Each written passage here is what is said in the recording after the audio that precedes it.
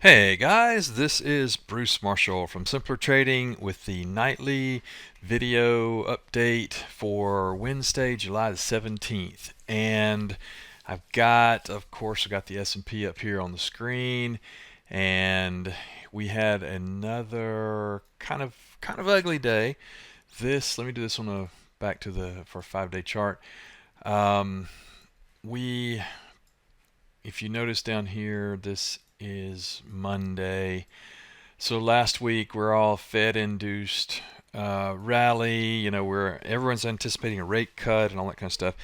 And we hit the 30.17 new all-time high here, and kind of chopped around on Monday, Tuesday, turnaround Tuesday, and then Wednesday is typically, when you get follow through like this, is your midweek shuffle.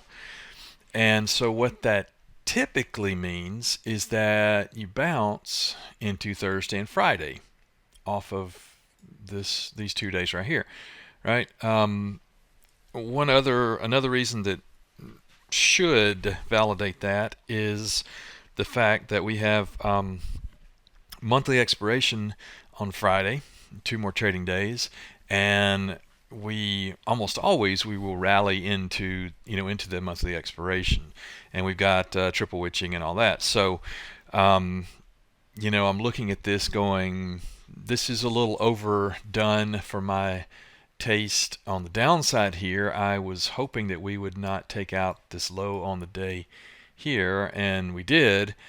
So this kind of bothers me a little bit, but at this point in time, I'm still on the side of buying the dip, and of course we won't know until tomorrow how we come in. But why do I want to buy the dip? Well, there's a couple things going on. Of course, we know that the Fed has been just dovish, and they are we talked about in the last week's video that they're kind of painted themselves into a corner, in that they are going to have to do a rate cut, and they've all but said that they're going to do it, and everyone is already baked in 25 basis point rate cut into the market, and now the probability of a 50 basis point rate cut is rising. It was about maybe a week ago it was 8%, and now it's about 32%, 33%, something like that. I don't think that's going to happen, but as long as that chance is out there, I think the market will stay. The hope or the anticipation that that's going to happen will keep somewhat of a support or a floor under the market, I suspect. Now, the date we all know is July 31st.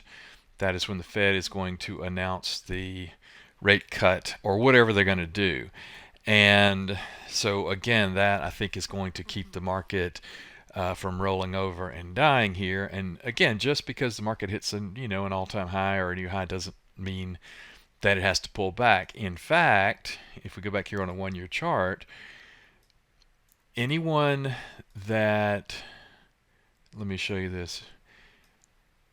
Anyone that shorted this has been pulverized. It just hasn't worked.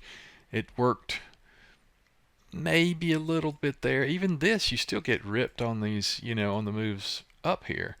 I suppose right there it worked. But if you look at from, basically January, to now, it's been pretty much straight up.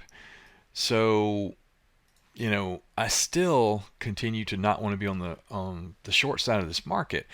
The other thing, which is probably even more important, is that we've got Amazon next week, we've got Google next week, we've got Apple on Tuesday before the Fed on that Wednesday. So, again, looking at this calendar for the next week and a half, we've got a lot of important things happening in the market, and again, all those should point us higher. So I'm looking at buying this dip.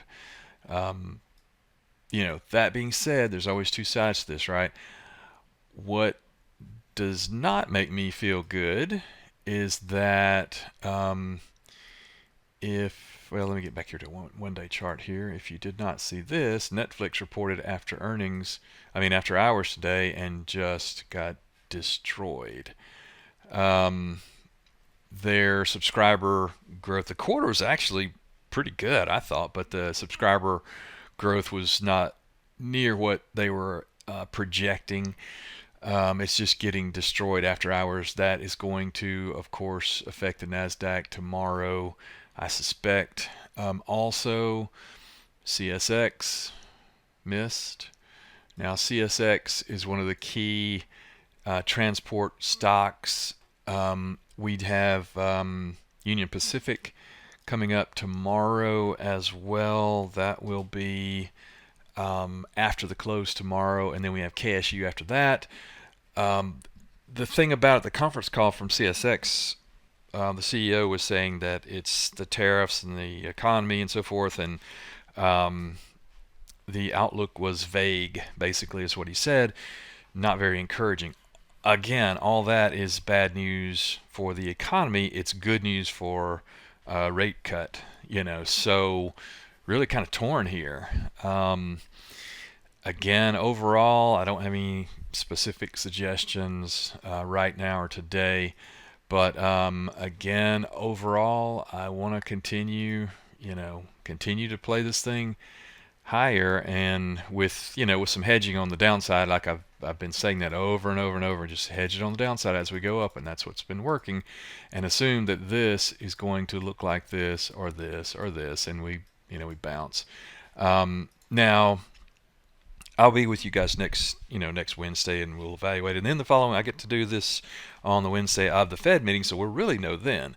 But I suppose I expect what will happen is that they'll cut 25 basis points, and they'll be kind of vague about future rate cuts and all that kind of stuff, and then we'll have to wait again until probably the September meeting. So again, with that, it will be very interesting to see what we get in the morning, especially on the NASDAQ after what's going on with Netflix. That's a big component of the NASDAQ. So NASDAQ reported and missed. We still got the big dogs, Amazon, Google, Apple still to come. So how much will that bring us down? No one knows. But be nimble tomorrow, and we'll see what we get. So thanks for the time, and I'll see you guys at the next update. Take care.